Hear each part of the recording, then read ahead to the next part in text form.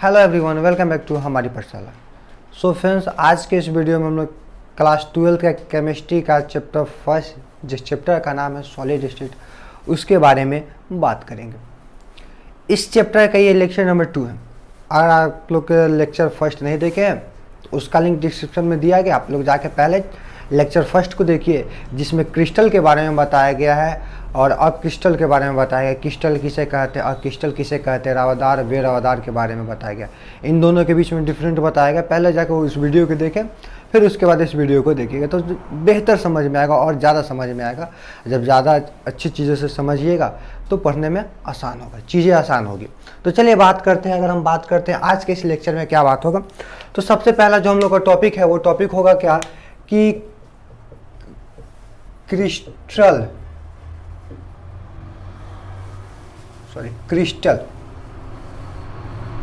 या क्रिस्टलीय ठोस के प्रकार। सबसे पहले हम लोग बात करेंगे क्रिस्टलीय ठोस के प्रकार कि क्रिस्टलीय ठोस कितने प्रकार का होता है। तो याद रखिए, क्रिस्टलीय ठोस जो होता है वो 4 प्रकार का होता है। सबसे पहला जो होगा उसका नाम है आयनिक क्रिस्टल। क्रिस्टलीय ठोस 4 प्रकार के, उसमें से जो सबसे पहला है वो है आयनिक क्रिस्टल। तो आइए समझते हैं कि आयनिक क्रिस्टल कहते किसे।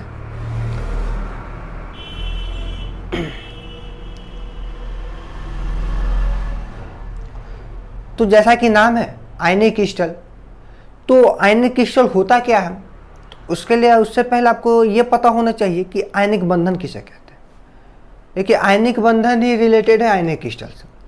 आयनिक क्रिस्टल उसे बोल सकते हैं कि वैसा क्रिस्टल या वैसा ठोस जो आयनिक बंधन द्वारा जुड़ा हो, यानी जिसका प्रत्येक अवयव जो आयनिक बंधन से जुड़ा हो। अब आयनिक बंधन किसे कहते हैं जरा समझिएगा।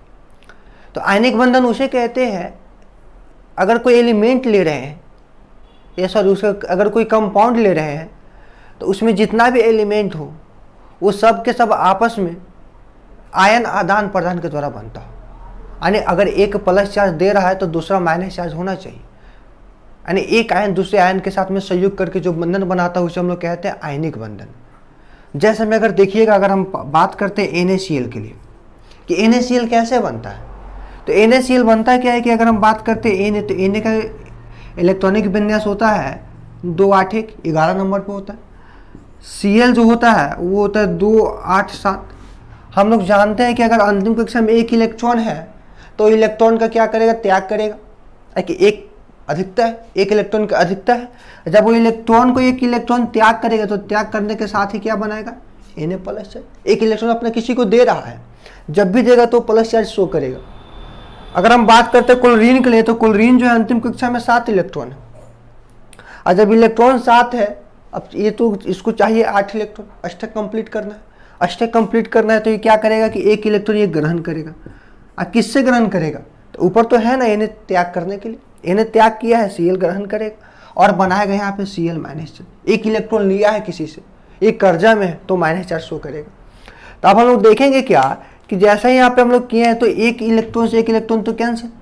अब यहाँ पे देखिएगा, एक Na लिए थे और उसी के साथ Cl था, बना मेरा क्या है Na प्लस चार्ज और उसी के साथ बना है Cl माइनस। यानी हम यहाँ पे कह सकते हैं कि NaCl एक प्लस दूसरे माइनस के साथ सहयोग कर रहा है। तो ये जो बंधन बना है कैसा बना है, आयनिक बंधन। यहाँ पे जो भी काम हुआ है उसके चार्ज के ऊपर काम हुआ है। ये जो प्लस माइनस जितना भी चार्ज है इसके ऊपर काम चल रहा है। तो वैसा क्रिस्टल जो जिसका प्रत्येक अवयव आयनिक बंधन से जुड़ा हो उसे क्या कहेंगे, आयनिक क्रिस्टल कहेंगे। तो ठीक है, लिखते हैं डेफिनेशन क्या होगा कि वैसा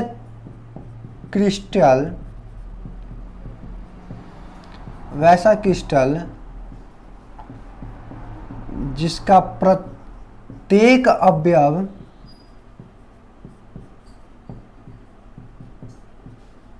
आयनिक बंधन से जुड़ा हो, आयनिक बंधन से जुड़ा हो। क्या बोलेंगे कि वैसा क्रिस्टल जिसका प्रत्येक अवयव जो हो आयनिक बंधन से जुड़ा हो। फॉर एग्जाम्पल अगर हम बात करते हैं कुछ एग्जाम्पल तो कुछ एग्जाम्पल, तो सबसे पहला एग्जाम्पल तो मेरा हो गया NaCl। देख रहे थे कि Na पे प्लस चार्ज, Cl पे माइनस चार्ज आकर बंधन बना रहा है और NaCl का निर्माण कर रहा है। अब अगर हम बात करते हैं तो हो जाएगा KCl। अब इस पे प्लस चार्ज, इस पे माइनस चार्ज। अब अगर हम बात करते हैं कुछ दूसरा एग्जाम्पल MgCl2। अब देखिएगा Mg, इस पे 2 प्लस चार्ज होगा और Cl जो होता है 1 माइनस चार्ज। लेकिन कहिए कि यहाँ पे 2 प्लस 1 माइनस के साथ कैसे रिएक्ट करेगा क्योंकि यहाँ पे 2 प्लस चार्ज है लेकिन एक Cl पे -1 चार्ज होता है, यहाँ पे 2 Cl है, आपस में सहयोग करेगा और MgCl2 बनाएगा। तो इसी प्रकार और भी एग्जाम्पल है जो कि इस प्रकार लिख सकते हैं। तो ये सब जितना भी एग्जाम्पल हो, कैसा एग्जाम्पल है तो आयनिक क्रिस्टल का एग्जाम्पल है, जिसके अणुओं के बीच या जिसका प्रत्येक अवयव आयनिक बंधन से जुड़ा हो उसे कहेंगे आयनिक क्रिस्टल। तो चलिए देखते हैं इसके कुछ प्रॉपर्टीज के बारे में। तो सबसे पहले अगर हम बात करते हैं प्रॉपर्टी, तो इसका गुण क्या है? तो किसका गुण? तो आयनिक क्रिस्टल का। तो सबसे पहला इसका गुण है कि आयनिक क्रिस्टल का जितना भी कंपाउंड है सबके बीच कैसा बंधन पाया जाएगा? तो आयनिक बंधन पाया जाएगा। कैसा बंधन पाया जाएगा? आयनिक बंधन।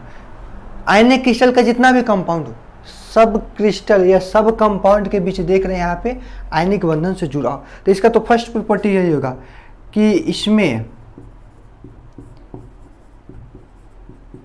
आयनिक बंधन होता है।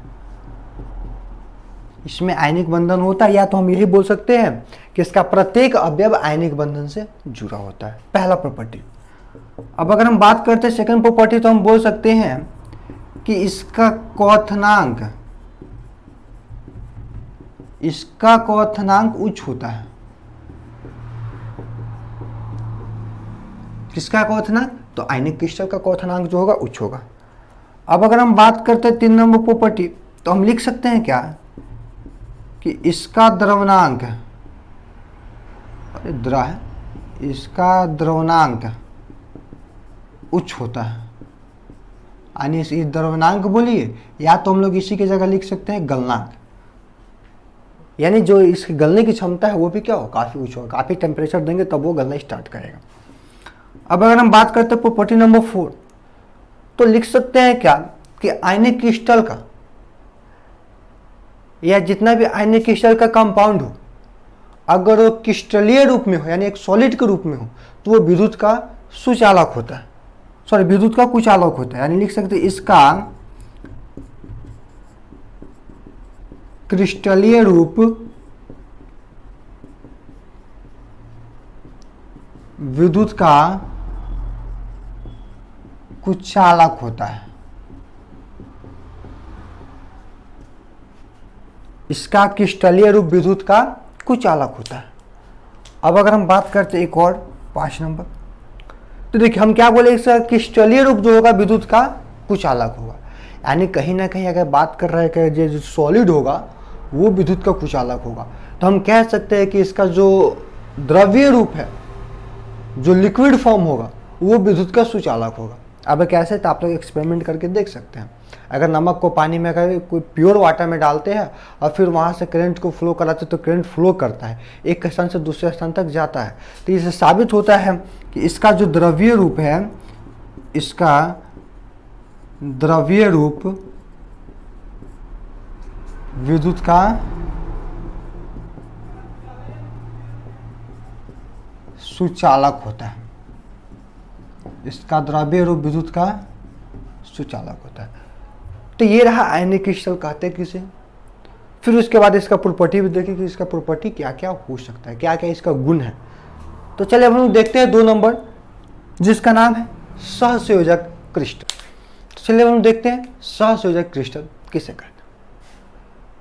तो जैसा कि इससे पहले वाला था कि आयनिक क्रिस्टल, तो उसके अणुओं के बीच या उसके प्रत्येक अवयव आयनिक बंधन से जुड़ा हो, उसे आयनिक क्रिस्टल कहते हैं। तो सेम उसी प्रकार हम लोग ये बोल सकते हैं कि जो सहसंयोजक क्रिस्टल है, इसका जो प्रत्येक अवयव होगा सहसंयोजक बंधन से जुड़ा होता है। अब सहसंयोजक बंधन कहते किसे? तो देखिए आयनिक बंधन में क्या होता था, आयन एक आयन दूसरे आयन के साथ में रिएक्ट करता था। लेकिन जब बात हो सहसंयोजक बंधन के लिए, कोवैलेंट बॉन्ड के लिए, तो कोवैलेंट बॉन्ड क्या होता है कि शेयरिंग ऑफ इलेक्ट्रॉन, इलेक्ट्रॉन का साझेदारी होता है यहाँ पे। एक इलेक्ट्रॉन ये लेके आता है, एक इलेक्ट्रॉन कोई दूसरा लेके आता है, फिर आपस में शेयर करता है और आधा आधा, फिर उसके बाद बॉन्डिंग बनाता है। जैसे कुछ एग्जांपल देखते हैं। जैसे अगर हम बात करते हैं H2O के लिए, तो H2O जो होता है वो सहसंयोजक बंधन बनाता है। अब सहसंयोजक बंधन कैसे बनाता है, तो जरा देखिएगा। H2O जो होगा हाइड्रोजन है, फिर ऑक्सीजन है, हाइड्रोजन है। अगर हम बात करते हैं हाइड्रोजन ऑक्सीजन के लिए, तो 6 इलेक्ट्रॉन, हाइड्रोजन के पास 1 इलेक्ट्रॉन, ये हाइड्रोजन के पास 1 इलेक्ट्रॉन। अब यहाँ पे ये बॉन्डिंग करेगा, ये अपने 2 के साथ में बॉन्डिंग किया, ये भी 2 के साथ में बॉन्डिंग करेगा, और ये जो बीच वाला है ऑक्सीजन, इसको बना अष्टक नियम बनाने का, यानी 8 इलेक्ट्रॉन के साथ बॉन्डिंग किया। तो यहाँ पे देख रहे हैं कि ऑक्सीजन अपने 1 इलेक्ट्रॉन लगाया है और हाइड्रोजन 1 इलेक्ट्रॉन अपना लगाया है। दोनों ने अपने बॉन्डिंग किया है, साझेदारी किया है, एक एक पे 50-50% पे साझेदारी किया है। तो जब भी ऐसा कोई कंपाउंड बना जिसमें शेयरिंग ऑफ इलेक्ट्रॉन हो, इलेक्ट्रॉन के साझेदारी की बात हो रहा हो, तो कैसा बॉन्ड बनेगा, तो वो बॉन्ड कहलाएगा सहसंयोजक बंधन। तो हम बात कर रहे हैं सहसंयोजक बंधन के बारे में, नहीं क्रिस्टल के बारे में। तो हम लोग इसको क्या लिख सकते हैं कि वह क्रिस्टल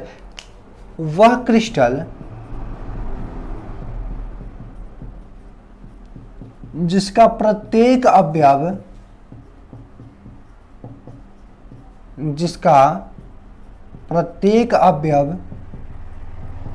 सहसंयोजक बंधन से जुड़ा हो, सहसंयोजक बंधन से जुड़ा हो, जिसका प्रत्येक अवयव कैसा बंधन से जुड़ा हो, सहसंयोजक बंधन से जुड़ा हो, उसे हम लोग कहेंगे सहसंयोजक क्रिस्टल। तो कुछ इसके एग्जाम्पल भी है, तो यार देखिएगा, इसके एग्जाम्पल हम लोग लिख सकते हैं। जैसे में सबसे फेमस एग्जाम्पल इसका हीरा है, ग्रेफाइट हो जाएगा, एक्सेट्रा etc। बहुत सारे ऐसे एग्जाम्पल है जिसके अणुओं के बीच सहसंयोजक बंधन बनता है, और जिसके अणुओं के बीच सहसंयोजक बंधन बनेगा वो कहलाएगा सहसंयोजक क्रिस्टल। एग्जाम्पल में हीरा और ग्रेफाइट मुख्यतः होते हैं। तब इसका हम लोग कुछ प्रॉपर्टीज के बारे में देखते हैं। तो हम लोग बात करते हैं प्रॉपर्टी के बारे में। प्रॉपर्टीज क्या होगा, इसका गुण क्या होगा। तो सबसे पहला गुण तो इसका ये होगा कि जितना भी सहसंयोजक क्रिस्टल है उसके अणुओं के बीच सहसंयोजक बंधन बनता है। यानी हम बोल सकते हैं कि इसमें सहसंयोजक बंधन बनता है या होता है, किसमें, तो सहसंयोजक क्रिस्टल में। दूसरे प्रॉपर्टी के बारे में अगर हम बात करते हैं, तो दूसरा मेरा प्रॉपर्टी है वो ये हो सकता है कि इसका क्वथनांक उच्च होता है, इसका क्वथनांक उच्च होता है। अब अगर हम बात करते हैं 3 नंबर प्रॉपर्टी, तो 3 नंबर प्रॉपर्टी ये हो सकता है कि इसका जो द्रव्यनांक होगा, या इसका हम बोल सकते हैं इसका जो गलनांक होगा, इसका जो द्रव्यनांक होगा ये भी होगा उच्च, इसका द्रव्यनांक उच्च होता है। अब अगर हम बात करते हैं जो मेरा 4th प्रॉपर्टीज है, वो प्रॉपर्टीज क्या होगा कि सहसंयोजक क्रिस्टल के जितने भी यौगिक हैं वो विद्युत के कुचालक होते हैं। यानी यह विद्युत का कुचालक होता है,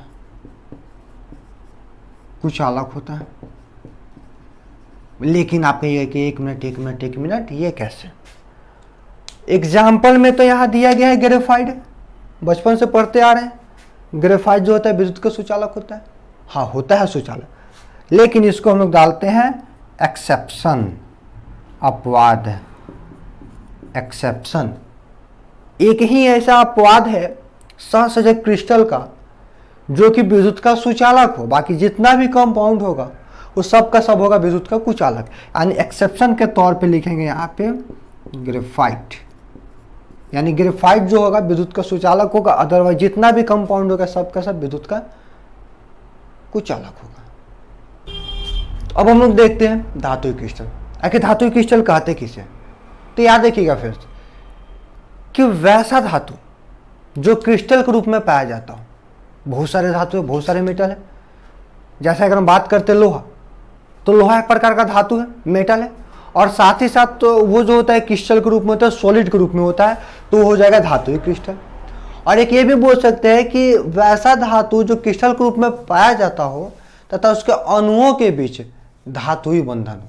धातुई बंधन क्या मतलब, एक धातु दूसरे धातु के साथ जुड़ा हुआ हो, धातु का प्रत्येक अणु एक दूसरे के साथ में मजबूती के साथ में जुड़ा हुआ, उसे कहेंगे धातुई बंधन। तो देखिएगा लिखा क्या गया कि वह धातु जो क्रिस्टल के रूप में पाया जाता है, कैसा पाया जाता है, वह धातु जो क्रिस्टल के रूप में सॉलिड हो और तथा इसके कणों के बीच धातुई बंधन, तथा इसके कणों के बीच धातुई बंधन रहता है, उसे हम लोग कहते हैं धातुई क्रिस्टल।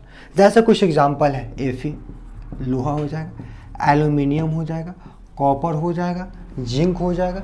ये सब के सब एक धातु के रूप में होता है और सब का सब क्या होता है, सब के सब एक धातु के रूप में होता है और सब के सब एक क्रिस्टल भी है। तो हम लोग उसे कहेंगे ये जो हो गया धातुई क्रिस्टल का निर्माण कर रहा है। तो आइए इसके कुछ देखते हैं प्रॉपर्टीज के बाद। तो प्रॉपर्टी में अगर हम बात करें तो सबसे पहला मेरा प्रॉपर्टी क्या हो जाएगा कि जितना भी धातुई क्रिस्टल होगा वो धातुई बंधन के साथ में जुड़ा हो। यानी हम लिख सकते हैं कि यह धातुई बंधन से जुड़ा होता है, यह धातुई बंधन से जुड़ा होता है। एक तो इसका प्रॉपर्टी हो गया।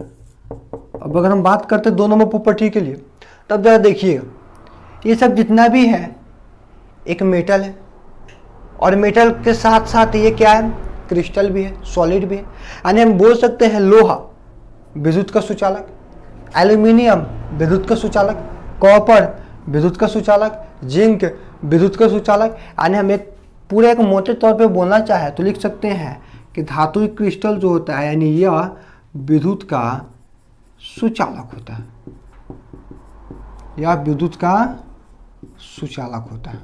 यानी इससे करंट आसानी से आर पार जा सकता है।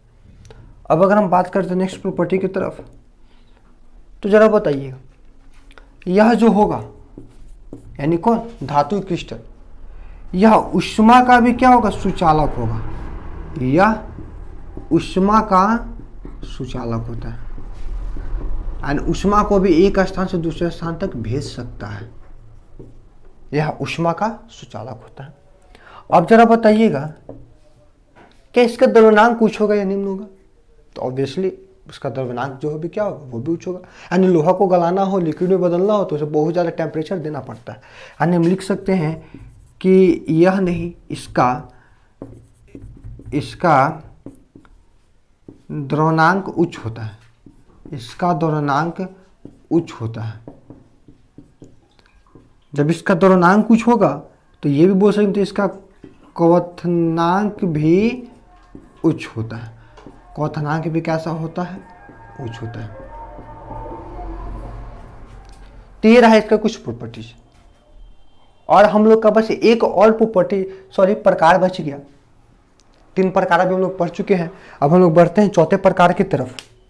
क्रिस्टलीय ठोस के लास्ट टॉपिक है वो है आणविक क्रिस्टल। समझते हैं कि आणविक क्रिस्टल किसे कहते हैं। तो आणविक क्रिस्टल उसे कहते हैं जो अणु के रूप में पाया जाता है, छोटे छोटे अणुओं के रूप में पाया जाता हो तथा उसके कणों के बीच सहसंयोजक बंधन पाया जाता हो। क्या पाया जाता हो, हम लिख सकते हैं जो अणु के रूप में पाया जाता हो तथा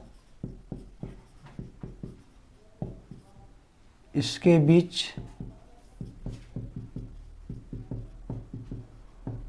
सहसंयोजक बंधन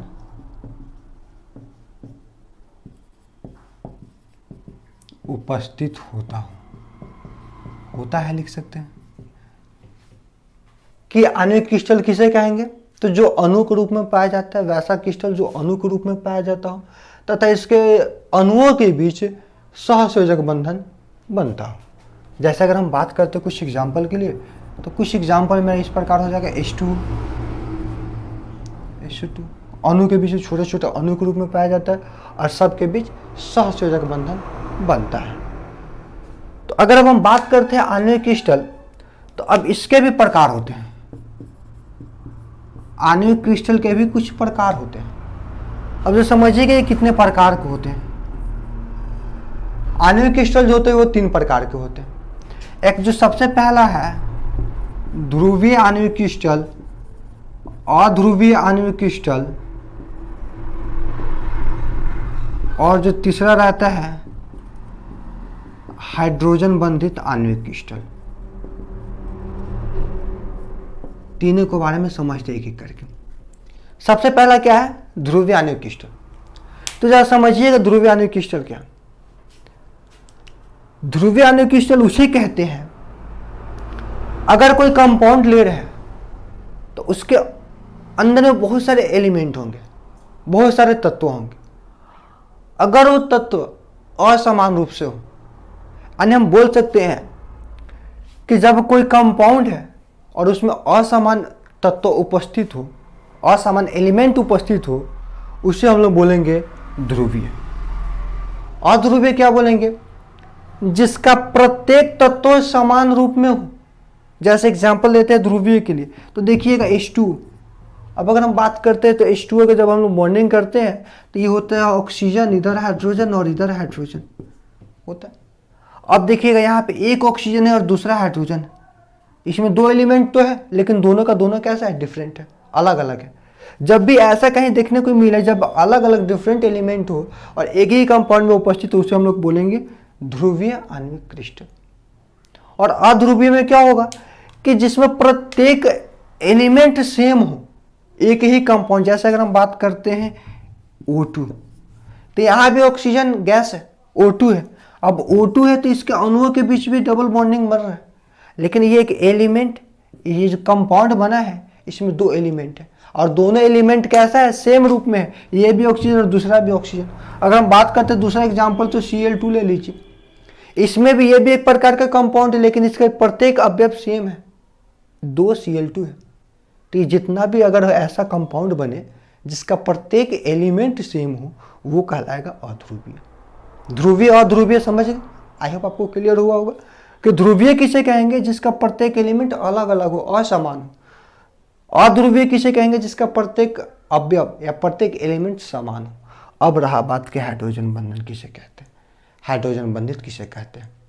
तो समझिएगा हाइड्रोजन बंधित कहते किसे हैं कि जिसके अणुओं के बीच हाइड्रोजन बंधन पाया जाता हो, वैसा कंपाउंड, वैसा यौगिक जिसके अणुओं के बीच हाइड्रोजन बंधन पाया जाता हो। अब ये बात रहा कि ठीक है हाइड्रोजन बंधन पाया जाता, अब जरा ये भी तो पता हो आखिर किसके बीच पाया जाएगा।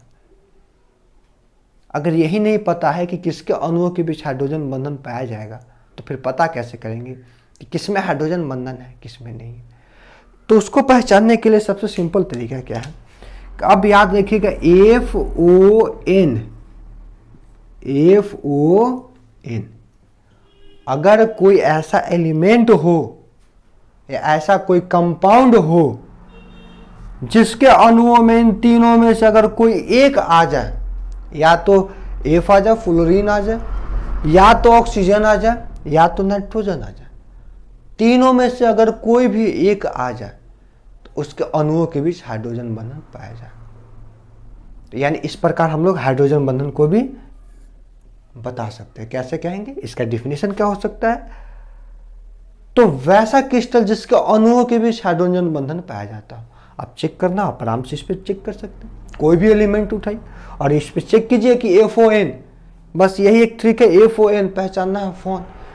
अगर जिसके अणुओं के बीच FON तीनों में से अगर कोई एक भी आ जाए उसके अणुओं के बीच हाइड्रोजन बंधन पाया जाएगा। तो ये रहा पूरा का पूरा क्रिस्टलीय ठोस के प्रकार। तो बस आज के इस वीडियो में इतना ही। मिलते हैं अगले वीडियो में। अगर वीडियो अच्छा लगा हो तो लाइक करें, चैनल को सब्सक्राइब करें। तब तक के लिए टेक केयर, बाय बाय।